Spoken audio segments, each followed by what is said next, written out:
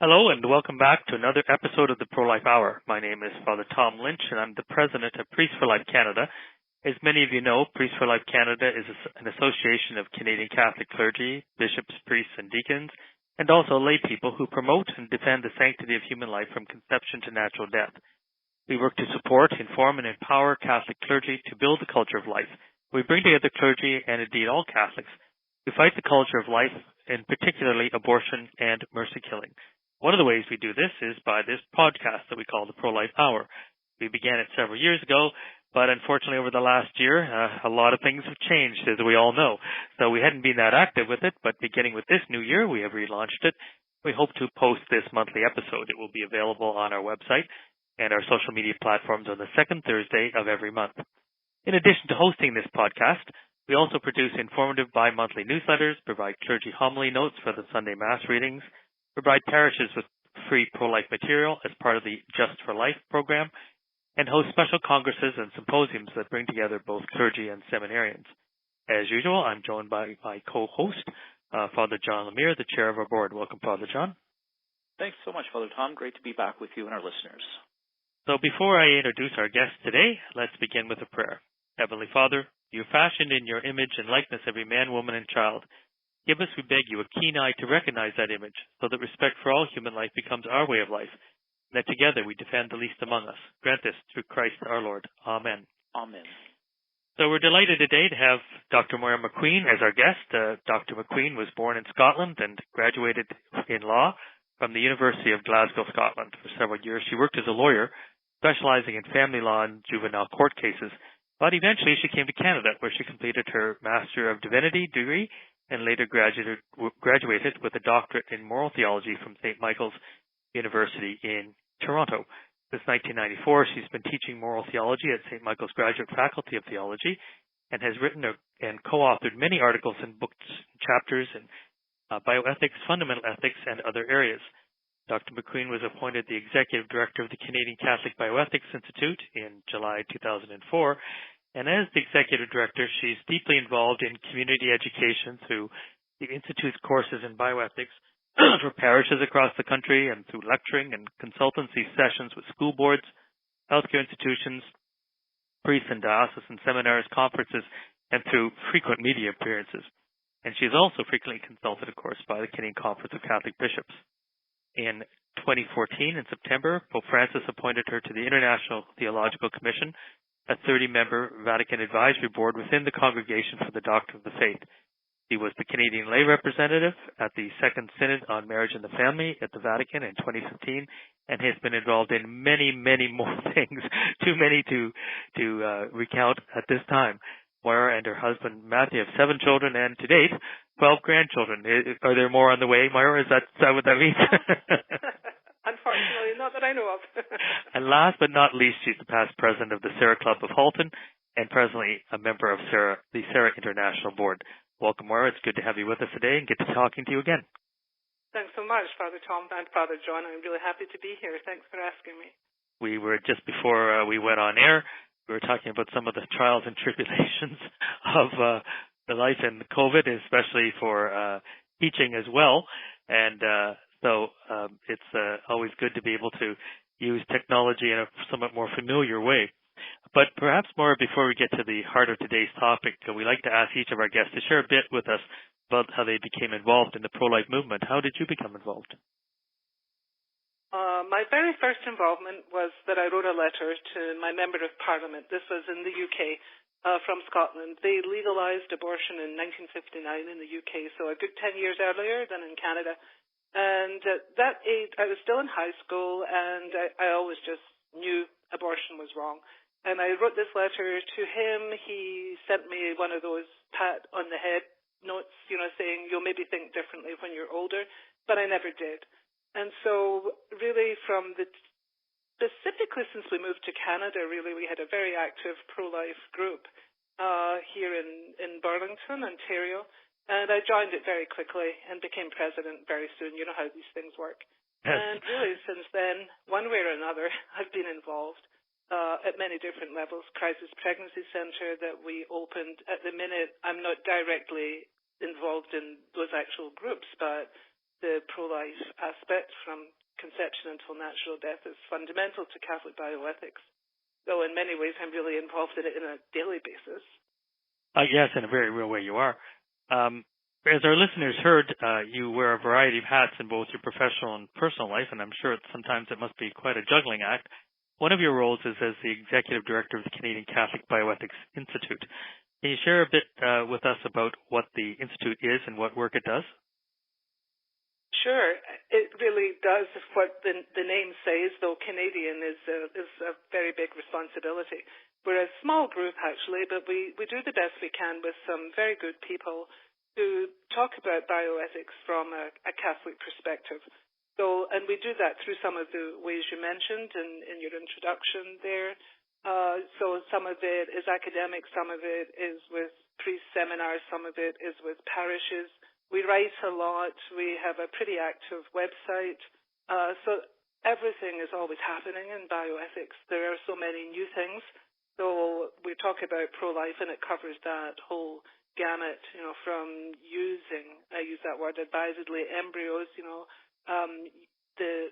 which kinds of stem cells is it okay to use, palliative care, talking about euthanasia, trying to explore the spirituality and the theology behind some of these areas that I find just so morally wrong in our society, and trying to point to a more positive approach to life. John Paul II's approach in theology of the body, in trying to get us to really see the beauty of life and to acknowledge the Creator. So both ethics and theology come into my work. I'm glad I don't want to say just a clinical ethicist. I certainly don't mean that as a pejorative. But I think I know I'm a theologian first, so a theologian who really tries to apply theology in a more practical way in something like bioethics. Great. How long? It's been going since 2004, but what? Yeah. Where is would you say is your main thrust today? Well, we've been very, very busy on, first of all, the new bill that's in Parliament, so the extensions to euthanasia, to the MAID procedures, and some other not more minor issues, but the whole question of advising people and what people are calling conversion therapy, misnomer.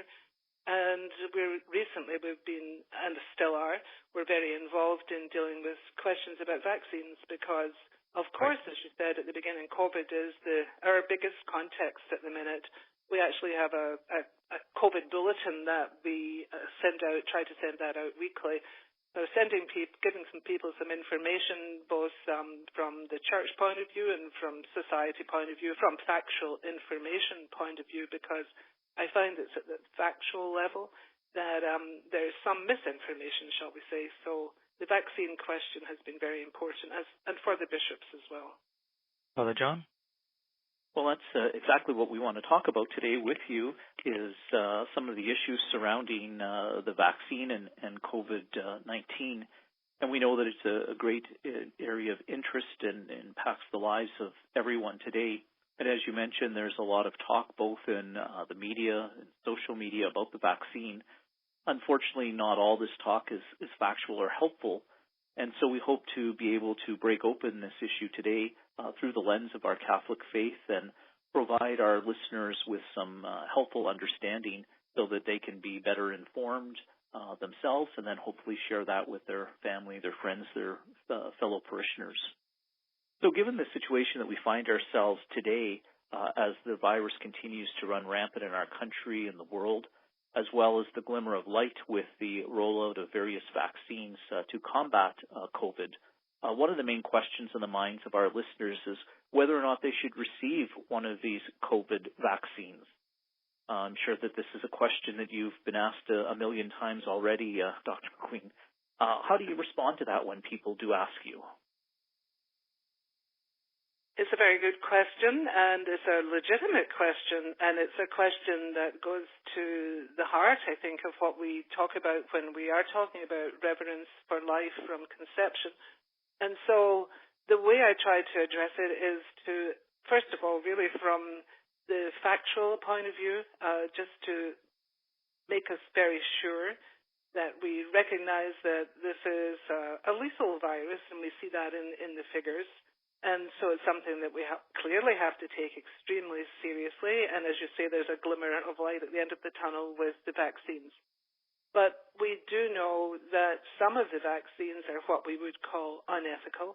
And so it does mean that we have to do a little bit of research and find out which vaccines are going to be okay in terms of reception and which would more definitively would not be.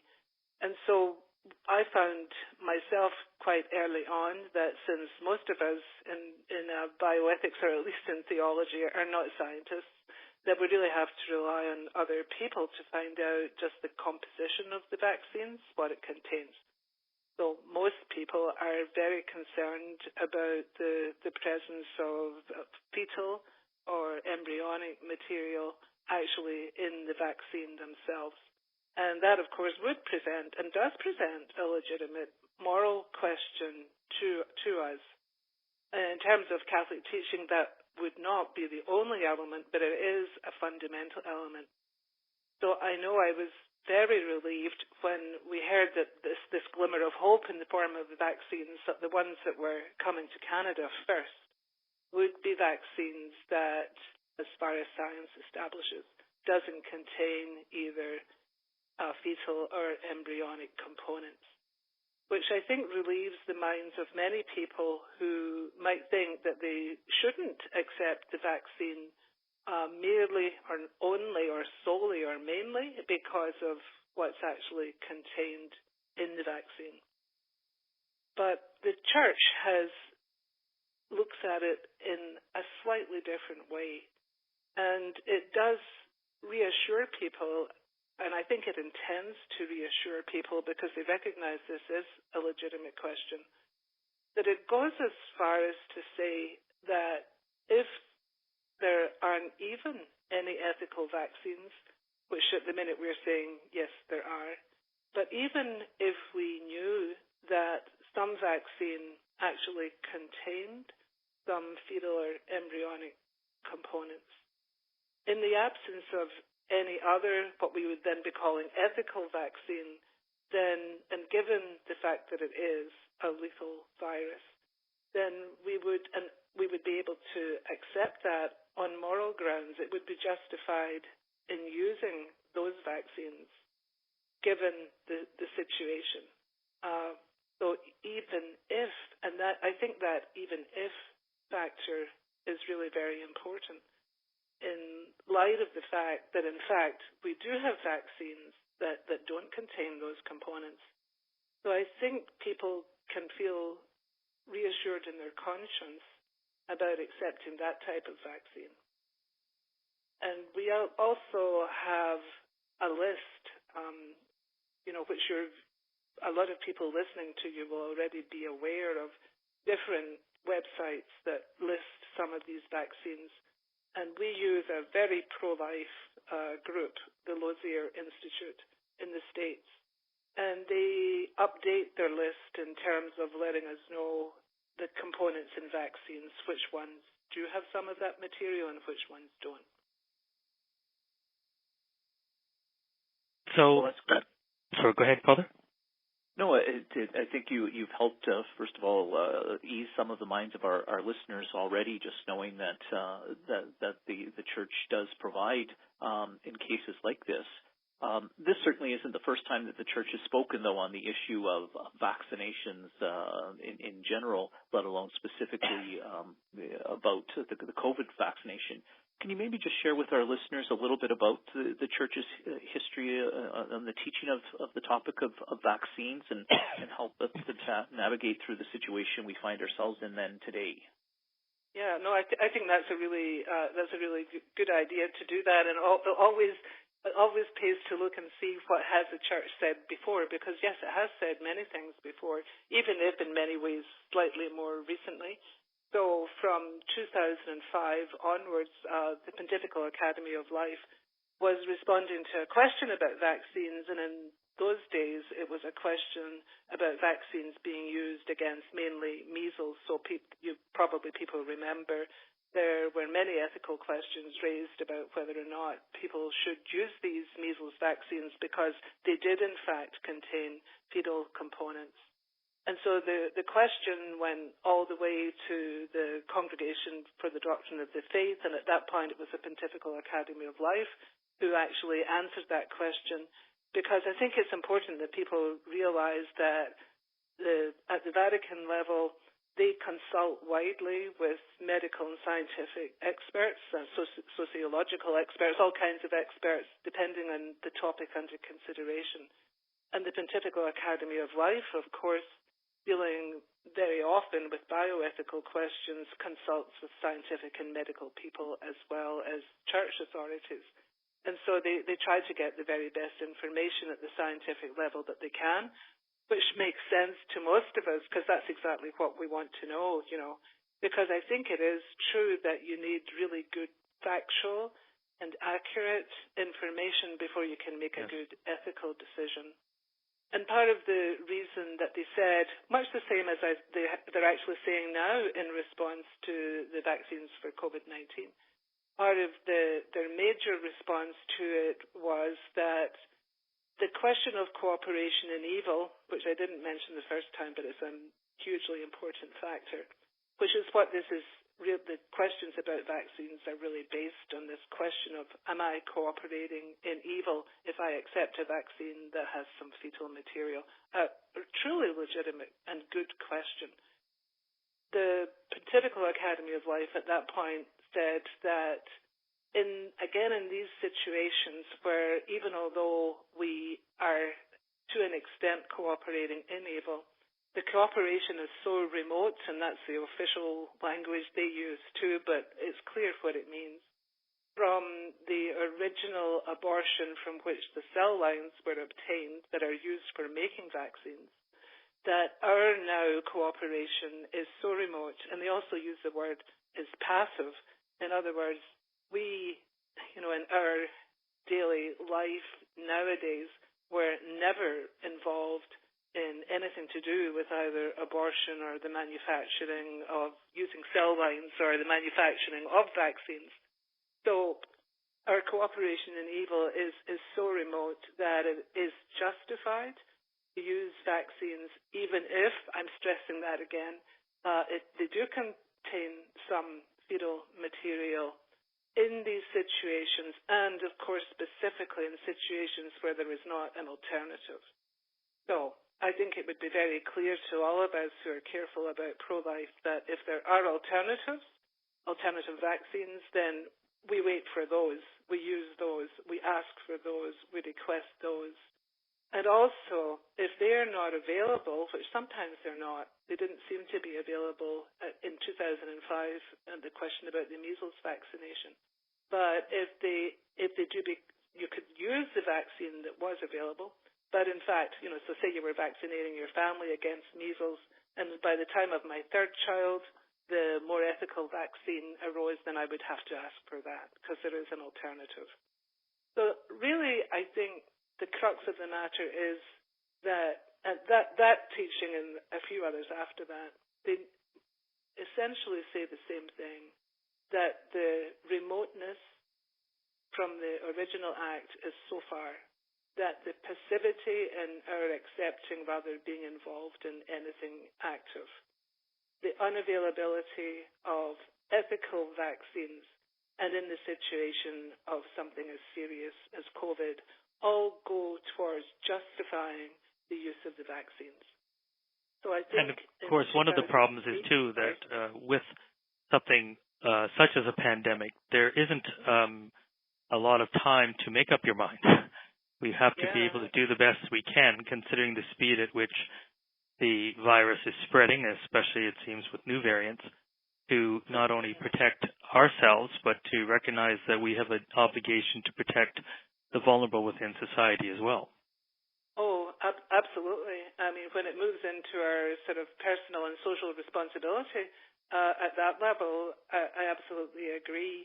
And I think that's why I'm sort of stressing the even if part, because all our church teachings are saying that given the seriousness of these viruses and then your point, Father Tom, our responsibility for not infecting other people, then we're justified in using the ones that are available. And so the interesting thing about Canada is, of course, that the two vaccines that we're receiving first, Pfizer and Moderna, are both safe vaccines in that they themselves do not contain fetal or embryonic material. And that, I suppose, is almost more a matter of luck than construction. Yes. But nonetheless, because that's not what's happening in the UK. So the AstraZeneca and the Oxford vaccine are the ones that are mostly being used there. And so they, as in any other country, have had to tussle with that whole question of it is a lethal virus and this vaccine is available. And the Congregation for the Doctrine of the Faith now has come out sort of reinforcing earlier teaching and saying in those circumstances, then accepting the virus it's morally acceptable is actually the words they use. It's morally acceptable to receive COVID-19 vaccines that have used cell lines from aborted fetuses in their research and production process, quoting straight from the note, the CDF note. So I think that is very clear teaching to most people that they're being very careful in how they say it. And they're also saying, of course, that doesn't mean that we in any way are endorsing abortion or anything to do with that. In fact, we always have to make clear that we're not. But again, it's in these specific circumstances that it's justified. I think just to clarify one thing too, that the cells of or fetal cells, or the cells for aborted preborn children, were not actually used in the development of the vaccines. The vaccines were tested against cell lines. Yeah, and do you want to maybe elaborate on that a bit? Yeah, because that's another really important point. That's why we're able to say that, for example, Pfizer and Moderna are ethical because they don't contain in themselves any of those materials, components. It is hard to find a dignified word for that. I agree. But they do say that sometimes in the testing, some of those cell lines are used. And so there is a distinction between what's in the actual vaccine from the beginning and the materials in the testing agents, because obviously they have to test all vaccines. The interesting thing is that there are a few vaccines, again according to this chart that we have from the Lozier Institute, that are very clear about what's not in the vaccines, and there's a few vaccines that don't look as if they've even been tested with material that's fetal. That's my understanding as well, that they've looked at different testing methods, and so I think that needs to be said as well. But unfortunately, to date, we don't have any of those potential vaccines, and we can't speak to the other ones that are being used. People are getting a bit of a mixed-up idea, I think, because of both the Russian vaccine and the Sinovac or Chinese vaccine is coming on stream, and there's a lot of confusion, and frankly, we don't have a lot of information, I think, that would be methodologically sound about those. But we don't have to contend with them in Canada. I'm just mentioning that so that people don't get the two or three types confused. No, that's right. I agree. I actually do have a very good chart that they constantly update from the Lozier Institute. Right. It shows which vaccines don't contain any in themselves, which vaccines do, which vaccines are tested with possibly. Sometimes it isn't always that they're tested against with reagents that use some of those components. So there is a plethora of vaccines and methods, and this particular chart goes through all the major ones, so it's very, very useful, and I can send it to you if anybody's interested in having it. I can give you the website link, which is we can link up to that. I found that to be an extremely practical chart, frankly, and I concur with you that the Lozier Institute has been right on the button with all of this. Yeah. There are other concerns as well, and one of them that I hear quite often is that this vaccine was just developed, or these vaccines, I should say, were just developed too quickly, and so therefore they can't be trusted. They haven't been tested out, etc. How would you address that concern?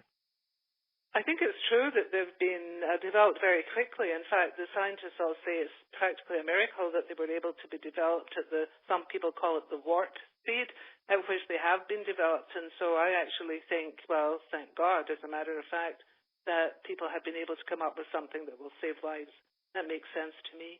I think the question of testing is always huge, and I think that's partly the delay. And I think any of us who were reading about the different vaccines would read because we were waiting with bated breath, to see did it go into the second stage, did it go into the third and final stage in terms of, federal testing, that kind of thing, Canada Health testing.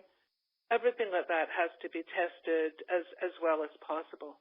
I don't think there's anything that's even, whether it's fast or whether it's slow in development, which is interesting. So I don't know that it's necessarily the speed that's the important point.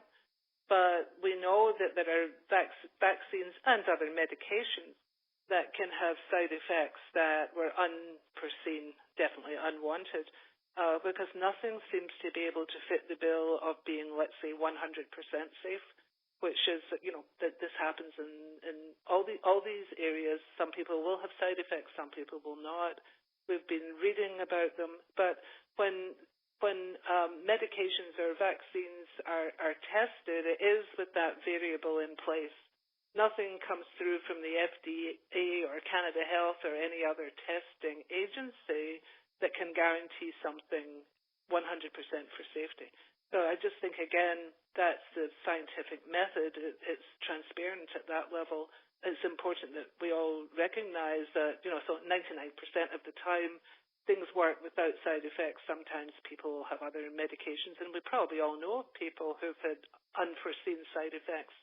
So I'm afraid that's a reality of any of these vaccines or medications. And, did speed build into it? Well, as yet, I think that's really an unknown quantity because obviously it's new. We're relying on short-term studies, and until there are long-term studies, we probably wouldn't have a complete answer to, whether it was the speed, for example, that maybe will cause problems. But I think there's another aspect, though, to consider, and that is that what was quite different about the development of these vaccines is that with the exception of the Russian and the Chinese vaccine, because the vast majority of the money that was put in was government money, it was done on the condition across the board that this was the information was all going to be openly shared, or as often the term is used, open source. Mm-hmm. And so literally day by day, the labs were sharing the negatives and the positives, the developments and unfortunately the setbacks too. And that's why even though they started with around 120 different initiatives, the numbers are down. So that people were able to see in a real-time basis what was working and what wasn't working. I think that the other aspect that was brand new here is the new genetic technologies, where instead of using, shall we say, somewhat more external ways about getting a proper reaction built up in the body to resist a virus, they were able to literally retailor or remake the viruses. And so that the actual genetic structure is now being used because you can go into the gene and really take out parts, insert other parts, etc., which that wasn't available to us even, I think, now approximately 9 to 10 years ago. And so that meant that we can actually radically change how we are able to develop vaccines. So those two things are truly unique. I hope, by the way, that they'll continue on for other viruses that will inevitably come up in the future, right?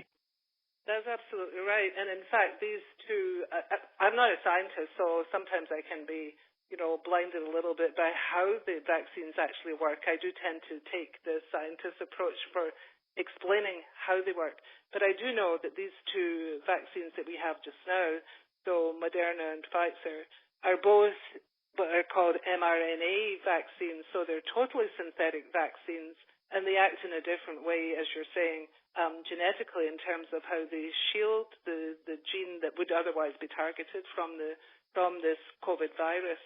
And so that was part of the reason for the speed, I believe, as well, that because it's synthetic, that with reagents, they can test faster than they would be from previous methods. So part of it is the other developments in genetics that have actually helped this idea of using these mRNA vaccines, which will be the basis for a slightly different way of doing pharmaceutics, really, from now on, as being faster, more reliable, and again, in terms of content, then that means because they are synthetic, there is absolutely no way they can contain any kind of fetal or embryonic material. So those particular types of vaccines are, from the ethical point of view, the ones to back. And as I said, it's almost just lucky that those are the ones that we actually received, because even the Canadians, they know one that was on its way until the Chinese decided that they weren't going to send the samples back to Canada. Canada spent a fair bit of money in that particular endeavor, and it backfired. But from an ethical point of view, they aren't one of the ones that would be as ethically acceptable in any event. So the way it has worked out is really kind of interesting for us. But it's certainly, apart from the luck factor, and the politics factor, it's this idea of this different kind of vaccine, that are called mRNA, ribonucleic acid. So, yeah, it's quite different both in substance, method, and even in testing, I believe, yeah. Which leads us to, something that can bit of a jump, but some people are saying, well, because it is actually manipulating the DNA or RNA, and let's not get into the fine differences here on this show about that, that it would actually alter an individual's DNA.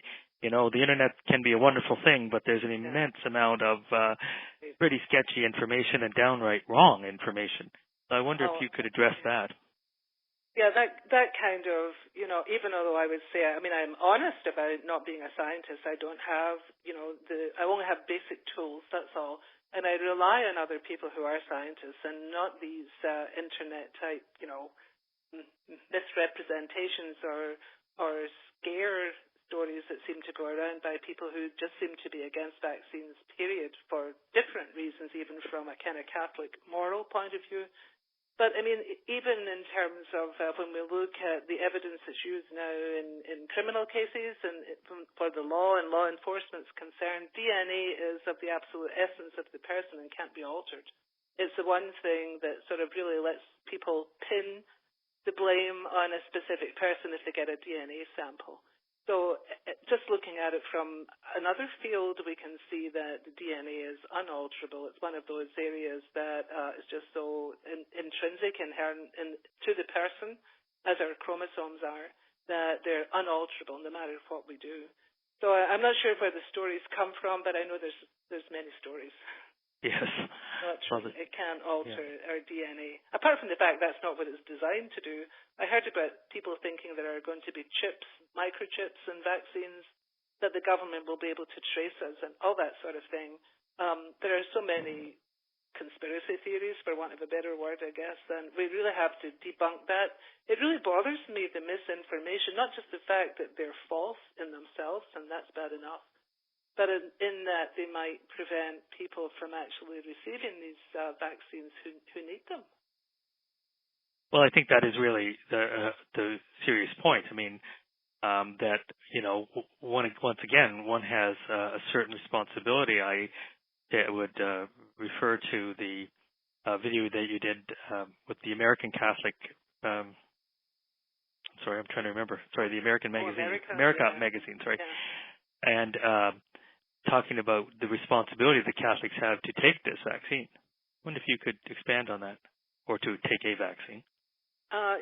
Well, I think apart from a medical point of view or a scientific point of view, when I look at these areas and we are clearly seeing the incredible rate of infection, the incredible rate of death, and all the problems that go with that, then if there is something we can take to alleviate that at a common sense level, it just makes sense to do it.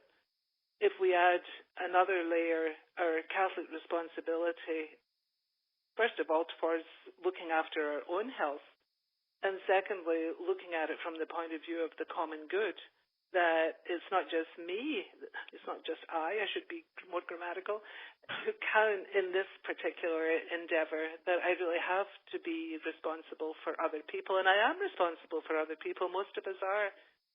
None of us lives totally isolated, nor can we. So all the time we're having to think about not just about what's good for me and what works with my conscience, but how does it work for other people as well. And I think that's just such a basic reality for a Catholic teaching that has always aimed to help people, to be sure that if there is a cure for illness, that we will use it. If there's something person-made that fits the bill, then we'll use it. I think even the response to some of these vaccines, the even if question, highlights that 100%, a lot more so than I can. So I really just see it as a personal moral responsibility. Just as, and I don't know if I said this on that particular episode or not, but nearly all of us, so as parents, we would take our kids along to the doctor and make sure they got all those vaccinations when they were younger. It was quite some time before MD even sought to ask, what's in those vaccines, Then that changes maybe how we actually approach it, but it doesn't do away with the need to find an ethical vaccine. It doesn't take away from the need to vaccinate the children. And again, it's not just to protect our own children, but to protect their whole class, their whole school, all those things.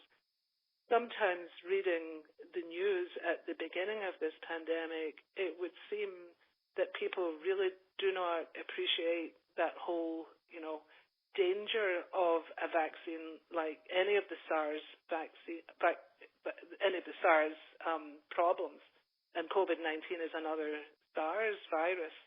And so it was almost as if this can't touch me, this won't touch me, but we know that viruses need people and viruses reach people. So the only way really to stop the spread of the virus is, first of all, to stay away from people as much as possible if there is no vaccine, and secondly then to take the vaccine once it becomes available. I was really impressed to see that picture from Vatican News Service just a few days ago of Pope Francis and Pope Benedict Emeritus both receiving their vaccination at the same time. And I thought, well, surely that will go a long way towards letting people know that the Church really does think that, they've got the Pfizer vaccine, by the way, but it really does help people to see that this is something that's... I didn't know what vaccine they did get. That was, I got to be honest with you, yeah. There are a few other questions, I think, Father John. Yeah, so there's been some concern among some about the vaccine and the whole issue of infertility. Are we able to say anything at this point to address those concerns, or is the research still too new? Well, that's a good question. I have to say I do not know the answer to that. Again, it seems to me that something like that is not something that could possibly show up quickly. I think you can develop a vaccine quickly, but I don't know that you can develop anything that really lets you know the longer-term effects, such as something like infertility. So perhaps there will be some truth in that, some scientific evidence, but there isn't anything yet. So I don't know why people sometimes, I suppose legitimately one could say there could be an effect, or one could be slightly afraid because there might be an effect. But right at the minute when we don't know that, I don't know why people raise these questions. Well, I think part of the reason is because they are associating with the development of these particular vaccines what has been supposedly stated by any number of people who are in favor of developing various contraceptive vaccines, etc. So I know myself, I've been trying to sort of drill down to find out where some of those things have come from. Personally, yes, some people with money have been in favor of large-scale contraceptive and indeed even abortion programs. But in terms of a vaccine for infertility, it hasn't been developed yet, because if it had been, believe me, there would be groups that would be pushing it. And I would agree with you that right now we haven't been able to see any kind of long-term effects on this. It's just been too fast. The other thing, too, I think, is that with the extraordinarily large scale of vaccinations, one other thing that people have to remember, which is quite legitimate, is that there's the vaccine and there's often the various materials that might be put into the vaccine to make it more stable or to preserve it, etc. You know, it's the same as if you take eye drops. It's not just the saline tears in the eye drops. It's probably preservatives and everything else that could also cause problems in overly sensitive people or in a certain lot of produced vaccines that might not have had the same strict production oversight. I think that has to be looked at. But currently, I think that anybody who is saying this, I would like to see the basic information that they're using, and I can't seem to track it down, to be perfectly frank. No, I'm not surprised. I mean, I haven't gone looking for that one, but I mean, one of the things that's really basic in moral theology, right, is when you're talking about consequences of actions, and we talk about how you have to look at short-term and long-term consequences. And it is quite true. I mean, these vaccines have only started to be administered within the past couple of months. So how anybody could come to any conclusion is, way beyond even a non-scientist like myself. Anybody who looks at anything with that sort of scientific rigor would be insisting on long-term studies. And that's what's normally insisted upon even for vaccines, except when we get something like a pandemic. And they probably would not have been rolled out as quickly as they have been, because there would have been, as I think somebody mentioned, you don't have time to think, you have to make up your mind fast. And this is the sort of situation where I think they were tested fairly rigorously, but I don't know any more than anybody else what the long-term effects will be. And there will be some. I mean, I think there always are. I think I was saying that. There's always some people who have the short-term immediate reaction. I think a few people have actually died. But when we also look at other medications and vaccinations, we find exactly the same thing. There's always a spectrum. Now, of course, that's the reason they're tested from the very beginning. The reason for federal testing is to be as sure as possible that this is not, let's say it's certainly not going to be disproportionate in terms of the number of people who die from it. I mean, that would be absolutely stupid to approve anything that's supposed to counter a potentially lethal illness. Well, I would say I think that there's a very positive aspect that when we've had extremely small numbers of people who've had adverse and negative effects, such as, for instance, in California recently with the facial paralysis, people that have had this, as most people here would know, anaphylactic shock, like an allergic shock, etc. Those numbers have been extremely small. And currently, in most jurisdictions, and I can't speak for some of the jurisdictions with very poor data gathering, let's be honest. I don't know, like Turkey we don't know what's going on, and who knows what's going on in Russia, or for that matter in China, in terms of the data gathering. But in many of the Western countries, and we can specifically look at, right now with the rollout in the United States, they are keeping very rigorous records. And once again, the records in real time. And so I think that's the other thing that's important to understand, that, if something happened 3 days ago in California, we know about it immediately. Right. So that's true. I mean, the speed factor in that sense is actually a real bonus. That's right. I think they are pretty transparent because they have to be. And so I think we know what we know, but we really cannot forecast long term. Father John? Fertility or anything else like that. Right. Yeah, and I think as we said, but it's just important to reassure our listeners, these side effects or allergic reactions are not unique to just this particular vaccine. That we've had allergic reactions and side effects with any vaccine throughout all of history, and I think it's important for us to keep that in perspective. And not to allow a sense of fear to take hold of us because of those particular circumstances. I was just speaking with someone who is in his early 70s who remembers getting the polio vaccine very well. And he reminded me, he's from the same area where I'm from, and he reminded me, do you remember this person and this person? And I kept saying, oh, yeah. Well, she had polio, and he had polio, and that's why he used the cane, and she used the crutch, and this and this and this. And, of course, I was young enough that polio, and I was a child, really, you got a jab, but that was about it. But he said he can remember it, but he said, people also have to remember the much larger numbers of side effects that had happened. But it was considered that it was the best thing they had at the time, and they changed it as much as they could. I'd like, though, to deal with something else, and that is, one of the difficult things within the whole area, as we call moral cooperation with evil, or even with doubt, is trying to say, well, you can't make up a person's conscience for them. So if a person does not feel that they can or should take the vaccine at this time, what would you say is the responsibility of those who decide not to receive the COVID-19 vaccine? Well, I agree with you about conscience. I mean, nobody should be forced or coerced. I mean, there will certainly be peer pressure, shall we say, but in the long run, everybody decides for herself or himself. That's absolutely right.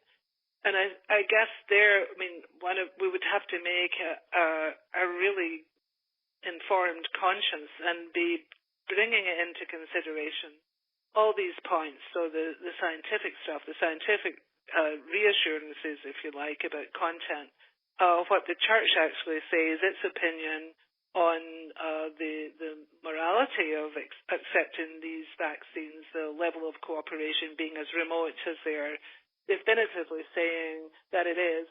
And then it wouldn't just be about my own health and my own conscience, but I really do have to be looking at the common good. I mean, that is a necessary factor. One never just makes things, there are always results from what we do, and we have to be looking at the consequences of that. So at the same time, even in these official documents, and in the most recent one for the Congregation for the Doctrine of the Faith, it says the same thing, that people have to decide for themselves ultimately, and so then it is a conscience issue. But they do say that they would then have to really take steps to work out how they would be very sure that they would not be endangering. And that is something that, again, is quite hard to, be that sure about. If we could self-isolate in the true sense of the word and never appear out of our bunker, till the virus dies out, which it eventually will, that would be one thing. But none of us can do that, So if I decide not to have the vaccine and then I have something like a heart attack and I have to go to a hospital, I really have to be thinking about all the different effects that this could have on other people. So I do feel very strongly about this issue. It's probably clear from how I'm saying it. I do respect conscience. I do, speaking for just myself, and which I can't force on other people. But I do accept the science. I do accept even the questions about the science, the parts we know, the parts we don't know, can't know yet. I trust church teaching. The teaching on cooperation and evil is a long traditional teaching, well tested. Yes.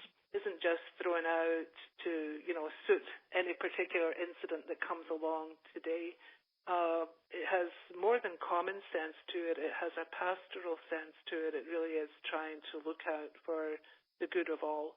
And I think the church is encouraging us to take that stance as well. So individual conscience, I know, is the ultimate for every single one of us. But the other thing and Father Tom, you know this well, so I know I'm preaching to the pulpit sort of thing. Well, you're preaching to more than just John and I. So go ahead. At this particular point of view about conscience, that many people forget that while it is upheld by the church as something we have to follow once we've made a really good, informed conscience decision, we always have to have the humility to know that we might be wrong. Just because it's a very good informed conscience doesn't necessarily mean that the decision is right. And sometimes I think people forget that particular aspect. So I'm just bringing it in as another layer, if you like, onto that whole question of conscience, which I do not dispute this sort of supremacy of conscience, as we call it. Well, I think I would just like to add that it is important to the best of our ability to inform ourselves, but we normally have to inform ourselves within a time frame. The time frame sometimes is quite a bit longer. I mean, you can still have your children vaccinated even up to whatever age. Indeed, you can be vaccinated as an adult. But when you have epidemics that are raging basically out of control, we have very, very little with which to battle such an epidemic, really. And what we've got in terms of distancing and hygiene, etc., is really fairly basic. And if someone said to me, well, it's not like it's new, I said no, and that shows you how serious the situation is, that even in our time, we don't have some magical contemporary solution to be able to deal with this except for vaccines. And luckily, by the way, also other amazing health care that's available to people who formerly would just have died. And by the way, they are dying in many parts of the third world that don't have access to things such as oxygen and absolutely top-grade ICUs, etc. So I think that there is a serious moral obligation to consider what we do, even unwittingly, in such an epidemic. And that's often not thought about, So anyway, I just would like to add that. And the final point is, would you like to add anything else to this, Moira? Oh, okay. I think we probably covered, all the major points, certainly from a church teaching point of view. But I think I just endorse what you just said, that moral responsibility aspect to everybody else, especially us as Christians who we talk about being members of the body of Christ and being responsible for each other. And individual conscience is essential to every one of us, but at the same time, we're also members of that body. And so I really see, that kind of communal approach as being extremely important, respect for myself and my conscience and respect for other people's too.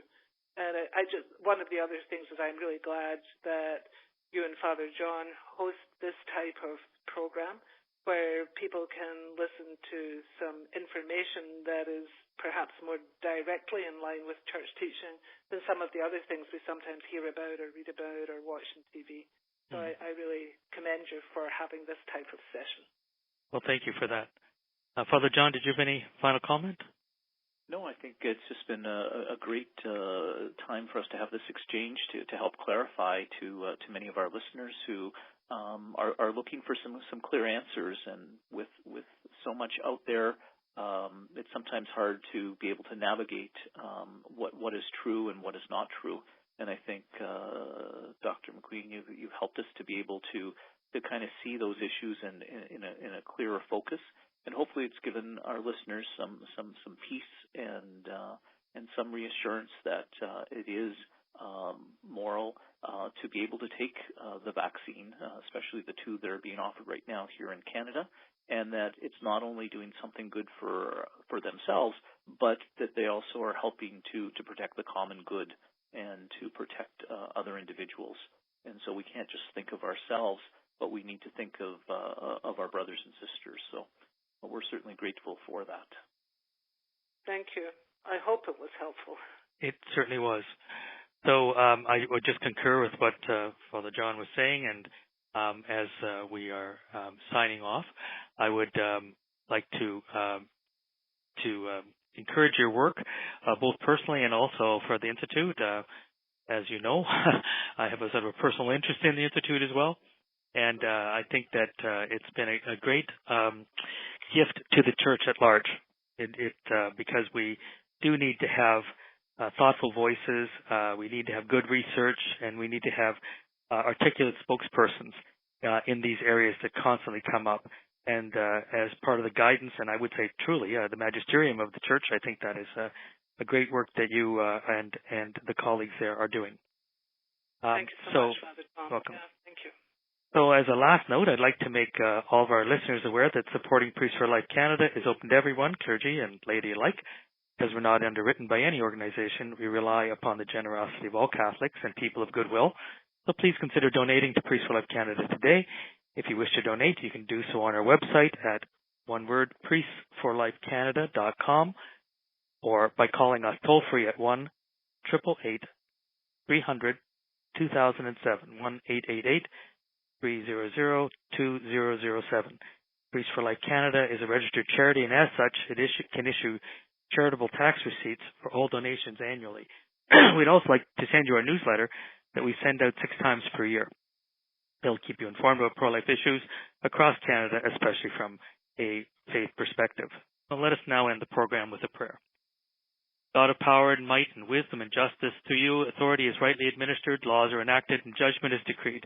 Assist us with your spirit of counsel and fortitude, and direct the leaders of our nation. May they always seek the ways of righteousness, justice, and mercy. Grant that they may be enabled by your powerful protection to lead our country with honesty and integrity. We ask this through Christ our Lord. Amen. This concludes our session for today, and we'd like to thank all of our listeners and supporters for tuning in. Check us out on Facebook, Twitter, or Instagram, or visit our website at priests4lifecanada.com for all the latest pro-life news and information, as well as access to other podcasts, and we'll certainly link up the various things that we were talking about today as well on our website. Don't forget the next episode of the Pro-Life Hour will drop the second Thursday of the month. We hope that you will tune in. Until that time, God bless.